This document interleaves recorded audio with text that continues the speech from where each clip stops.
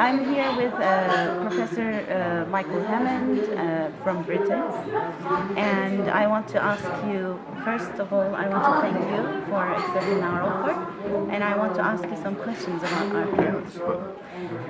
So let me just start with this. How do you define education technology? Well, firstly, thank you very much for asking me. And let me also say that the first thing I'd like to say is that these words are very troubling for anybody involved in computer education. I have a colleague, Bridget Somek, who is a very good writer about technology, and she always begins by saying, she won't mind me saying, she's now getting older, but she always begins by saying, in my lifetime I have seen things called computer-assisted learning, computer-based learning, computer-assisted instruction, ICT, IT. I think the word ICT was a British invention. We were using IT, and then they had a reason for changing it, or didn't. I was involved in virtual learning environments, and we called them learning platforms. Again, this was an invention, and I find it I think the most useful insight she gave me was that when we have something difficult, when we have something that we find difficult to define, we're always thinking about changing the word. And she actually linked it linguistically to the way in many languages, I imagine it's the same in Turkish, that we have many words to describe bodily functions. So in English we have 100 different ways of saying I want to go to the toilet, yes, depending on who, in which company you're in. 96, I think. 96. Yeah. The exact numbers I remember in British.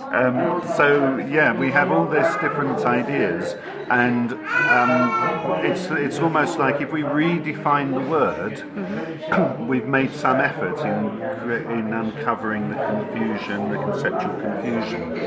So I have a lot of difficulty in defining any of the words to do with computer-assisted learning. I'm doing a course at the moment with teachers in England, and I just say we're looking at new technology. I just say, look, this is what we're doing. We're looking at new technology. I think I think the word you used was in education. Educational technology. Yeah, I think there's the instructional technology and performance technology as well. I think we find words like instructional technology for us would actually have some kind of tracking back, whether rightly or wrongly, but would track back to the idea of more computer-assisted learning, more old-style tutorial packages. And I think that's a problem we have with educational technology as a word. It was a word that I used sometimes, and then people said, no, it's not the right word. I think there's two problems for us, is that educational technology perhaps sounds like the technology is doing the education. So we kind of shy away from it a little bit. And the second thing is the kind of idea that there is a technology which is educational. And I find that quite difficult, because a lot of the work we do use, a lot of the programs we do use are general purpose programs that simply have not been produced with educators in mind. I mean, we use word processors all the time. Word, we use Excel. Excel, there are some problems with that, but we can use Excel very in various ways. In various ways, and very effectively in mathematics teaching. We can write poems in Word. Yeah. I would say I'm quite uncomfortable with all of those words: instructional technology, educational technology, and the other one performance technology tracks into quite a difficult area for us. We wouldn't really use that word. Okay. Sorry not to be more helpful. No, but that's the best I mean that's great input from you, actually, because we always have people from US, for instance, talking about these buzzwords, and getting a different perspective from a different country's point of view. It's really good. I'm not saying that I'd like to make clear, I'm sure that your American colleagues use these words with distinction and with they know what they're talking about in ways that I don't. But those are kind of difficult words for us. Okay. Let me just stop here. Hocam bir dakika duralım da ben arkaya bir söyleyeyim. Go. Okay. So the other question we have is about media method debate. It is it's rooted in the Clark-Kozma debate, the well-known Clark-Kozma debate. So I'm just wondering, what are your thoughts about the debate going on right now? Well, I think that in my field, in educational, how can we say, research into new technologies, I think that I think we have a wider debate, okay, just about the impact of new technologies on learning.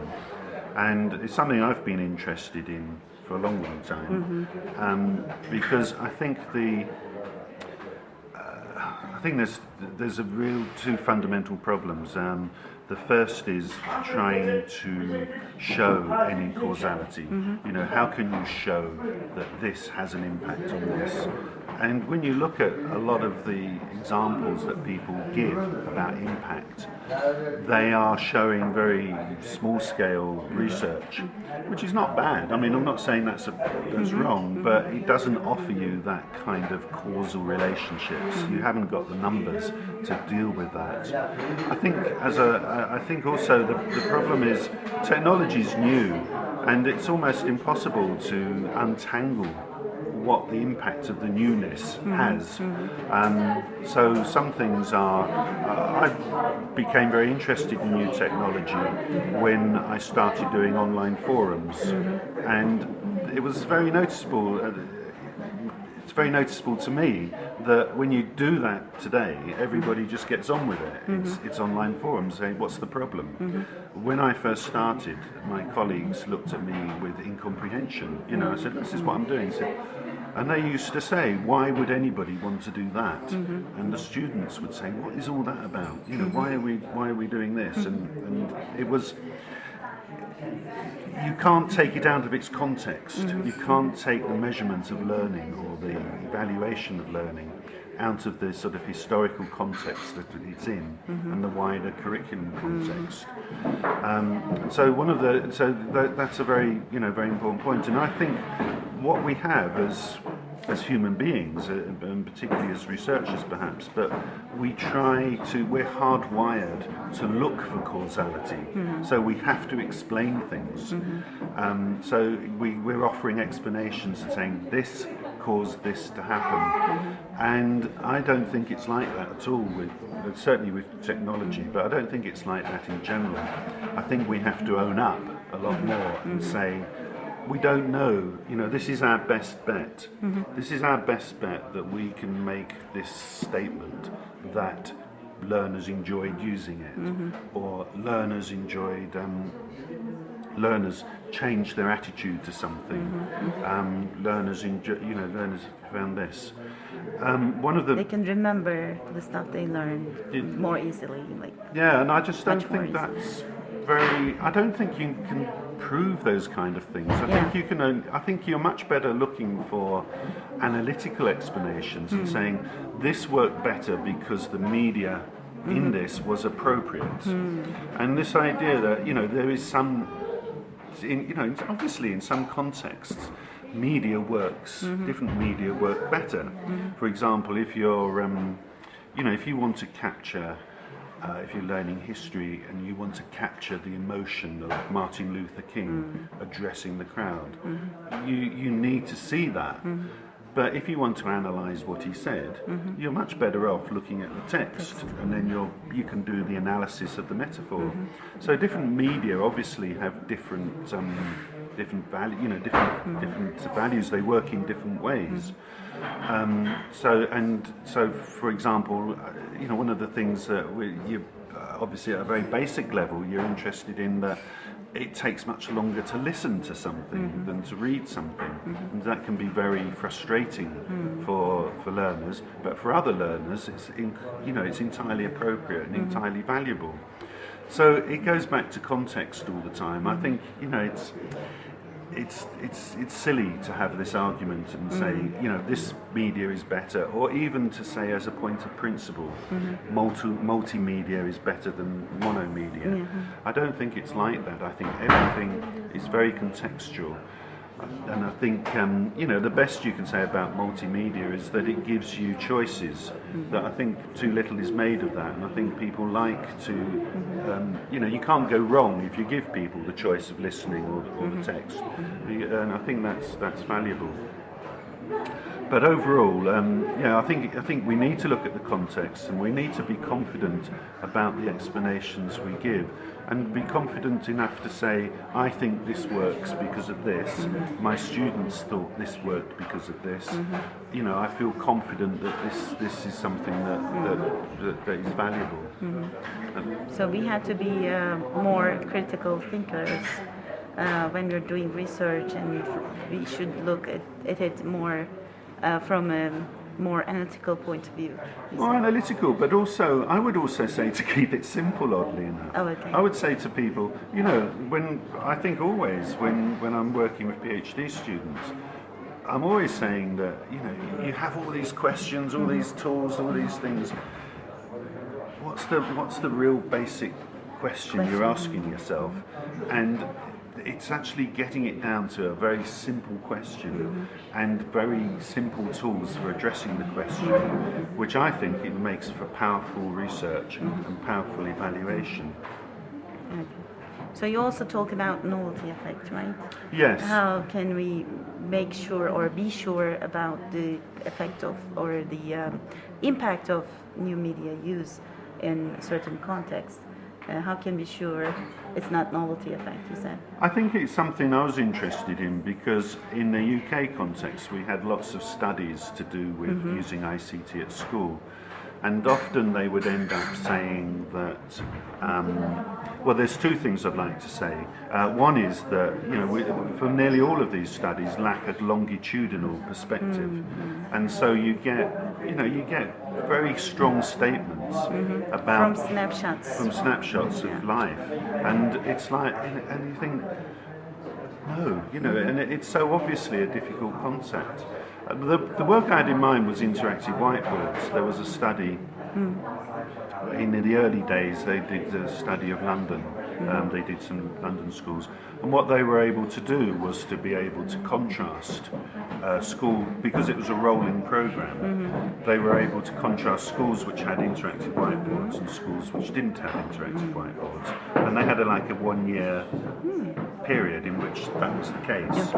And they had some large numbers, and they were able to do some comparisons of academic attainment.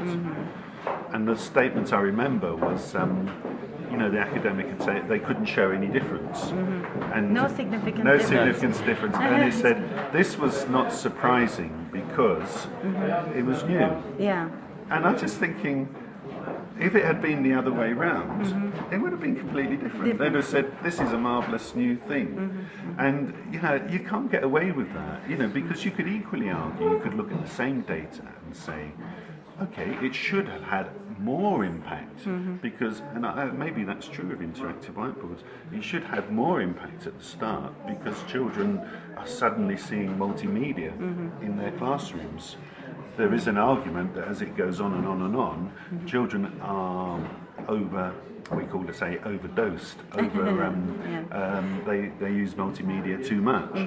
So that is something that, you know, so I think that all I'm saying on those things is that it's an incredibly complicated issue, and if you go back to interactive whiteboards, I really don't believe that you could ever find any causality between using interactive whiteboards and learning outcomes as measured in pen and paper testing. For me, there's no reason why it should be the case. But so it goes back to the analysis. You know, why do you think this happens? You've got to make that explanation. For me, there's a story. I'm not against interactive whiteboards. There's a story to be told, and the teachers say, you know, it helps us to be more efficient. And they say something really basic, like it helps us face the class rather than turn our back on the class. And I think, yeah, that's a really powerful message. But it's got nothing to do with attainment. It's to do with efficiency. It's to do with how you're feeling comfortable in the job. You know, there is a case to be made, and there's a strong case to be made. And it's a shame that the case becomes confused by evaluation at that time. Well, I have a lot of questions to ask you about this, but let me just keep the scope, keep it in scope. So I just want to ask you. Jonathan made a speech in 2002, ACT, I think, and he said something about learning sciences, how the instructional design field should turn into learning science if we want to exist further. So I was wondering, are there any debates going on in your side about this new term, another definition? Yeah. Well, probably. It's not exactly my field. I wrote a paper about some ideas to do with instructional design because I was very interested in the idea of iterative design. Yes. And I was also very interested in action research. So I tried to sort of suggest whether action research was a sort of appropriate design, appropriate strategy for what you would call instructional design. I have a research student who's very interested in design thinking and the approaches of this much more flexible, much more adaptive approach to design. And also a student who's interested in user-centered design as an approach. So all of these sort of new ideas seem to be much more softer. You know, it's about listening, it's about changing, it's about being flexible, it's about being fit for purpose. It's quite the opposite of saying, you know, this is the model that we need to follow, and it goes a long way away from the idea of learning science. Again, I'm not at all worried about. I mean, I know people have got their own reasons for using their own words, and I'm not critiquing that. But it doesn't translate very well into my context. So, you know, I think probably less than that.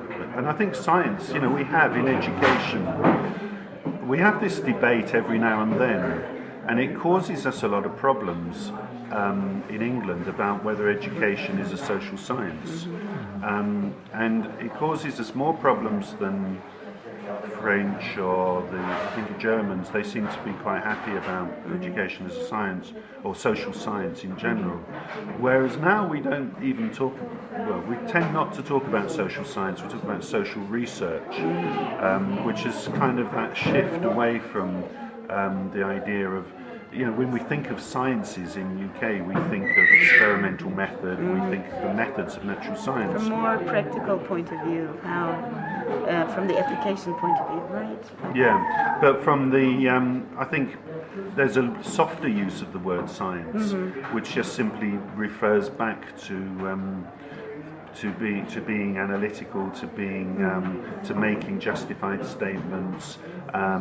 When you look back at the social scientists in sociology, Durkheim and Karl Marx and people, they talked about social science. You know, their approach is scientific. Social theories, yeah, but I think what they talked about when they meant scientific, a sociologist can argue with me, but I felt what they were talking about in terms of being scientific, they were contrasting scientific approach to superstition, to custom, you know, to a metaphysical explanation. They weren't contrasting quantitative science to qualitative science. But we kind of pick up on, we've kind of changed that a little bit. And when we think in modern day, you know, in contemporary circles, people don't really like the word science in my communities. They tend to say social research, instructional design. Yeah, they can say that, but they would be referring to quite a specific field of designing learning resources. Okay. So I think the last question is, well, you actually answered my question. Is it arts, crafts, or science? So I'll just pass. Well, that I don't question. know. It's an interesting question. I think it's I think that's a really interesting thing to raise, and I think it. I don't have a conclusion on it, but I think you should stir it. I think you should keep pushing it. Is it an art? Is it a craft? I think that's a really interesting issue. Yeah, we usually try to make this definition when we're dealing with undergraduate students, especially. We say it's both. As you said, you have to stir it a little bit. It's a little bit art of teaching, a little bit crafts. You have to be very crafty. You have to be very creative, so on and so forth. Think on your food, Sure. So But I think if you, But we have also scientific methods or strategies that you can use within the classroom, so on and so forth. So it's the same for the graduate students as well. But I think if you go back to those ideas of art and craft, it's almost like you try and differentiate between this is hard and this is following algorithms, following procedures, and this is soft, this is creative, and what have you. And I don't think that's the issue. I think craft is exactly. Yep. Craft is a science, and Yes, science that's is right, a craft. that's right. And I think I find John Dewey, his work in America, That's right. very, very fascinating for that. He said it's everything. What we think of as morality or what we think of as art is more scientific, and what we think of scientific is more creative, is more Progressive. is more subjective than we ever allow. So I'm with you on that one. I think. So my last question is about the future of our field. Where do you see us in the future, like you just said? Well, I don't really know what the field is. That's the interesting thing, because I think We don't know either. So. I think it's kind of interesting that in some ways that the field of the people who do my job in universities are actually reinventing themselves or declining in some ways, because there's not such a lot of mystique about technology. So universities are asking themselves, do I need a specialist in technology, or do I think everybody should know something about technology? And of course I argue that we should have specialists in technology in education. Obviously we have specialist faculties of computer science, of design and what have you. But that idea of specialists in technology in education, yeah, I do absolutely think it's a really important role. But I do think we need to justify ourselves. We need to say, what we're offering to our colleagues, and what we're offering to schools, and what we're offering to people, and what we're offering outside of a specialism in technology, so that we could exist quite happily training technology teachers, and that would be fine. That would be a good job, and I've done that, and I think it's an interesting role and an interesting job. But I think we need to offer more than that. We need to have visions about technology in the world, and I think we need to offer that. What we need to do is to offer that balance between enthusiasm and criticality. And I keep on arguing this point, but I just think we need to be the ones that are confident are enthusiastic enough to say, look, this is exciting, and confident enough to say, oh, wait a minute, this is not really the right way of this is claiming too much. So I think my colleague Bridget, again, I'll go back to her, but she would always say, I would say to a teacher, look, here is something to do with technology. here are some claims that technology can make a difference, can be an encouraging, exciting thing to use. I think if you're a teacher, your job is to test that hypothesis. Your job is not to take it on trust, is not to ignore it. Your job is to test it. And I think that's our job too as specialists. We can help people test those ideas. And if people don't want to use it after they've Okay, go ahead. If people don't want to use it after they've tested it, that's absolutely fine. It's not our job to tell them they're wrong, but our job is to just encourage everybody to try it and say, look, you know, this is worth trying. So how this would lead to the future of technology, I don't know. In our country, we've suffered a little bit in the last couple of years.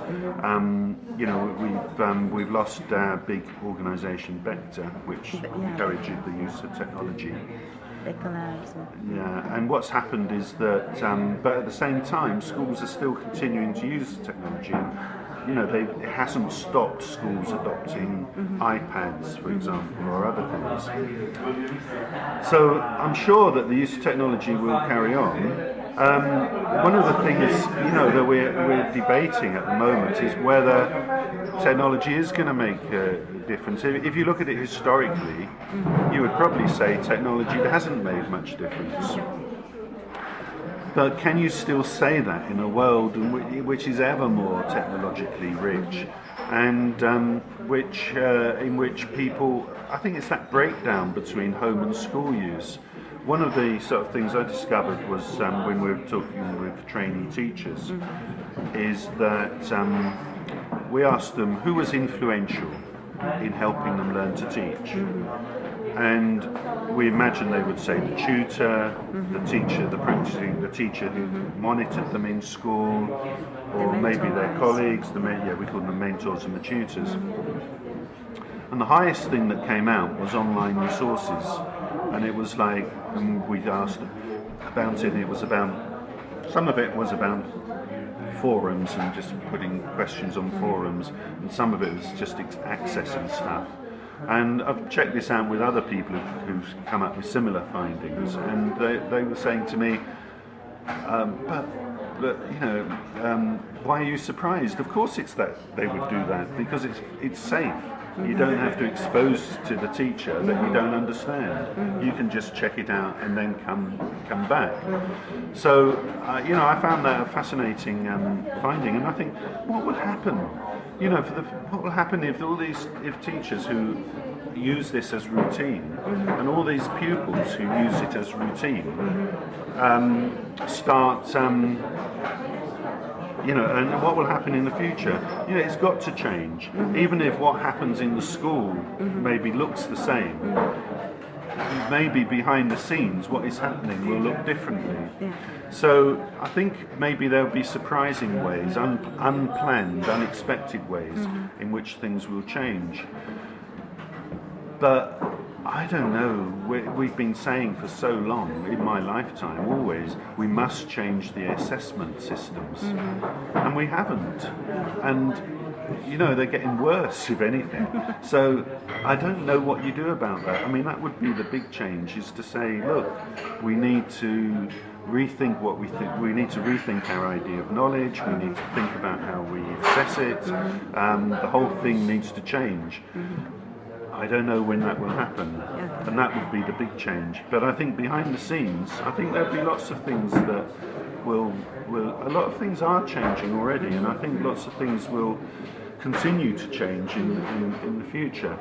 So yeah, it won't go away. It'll stay, and it'll always be interesting. I can guarantee that. It is here to stay. Okay. Yeah. Thank you so much. No, thank you very much. It's a pleasure. Oh, okay. Thank you. Okay.